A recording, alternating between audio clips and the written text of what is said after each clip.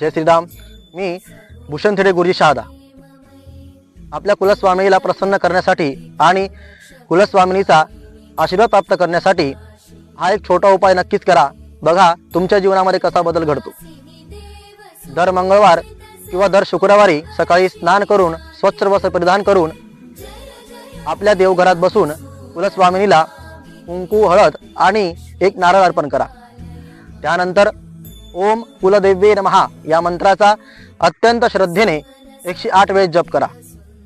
त्यानंतर कुलस्वामिनीला पुरणपोळी आणि खिरीचा नैवेद्य अर्पण करा. शक्य नसल्यास गोड पदार्थ अर्पण करा. हा उपाय सलग 21 मंगळवार किंवा 21 शुक्रवार केल्याने आपली कुलस्वामिनी प्रसन्न होऊन आपल्या घरामध्ये नक्कीच सुख समृद्धी वाढेल. विश्वासाने केलेला उपाय कधीही व्यर्थ जात नाही. मित्रांनो, अशाच आध्यात्मिक उपायांसाठी आमच्या चॅनलला नक्की फॉलो करा. जय श्रीराम.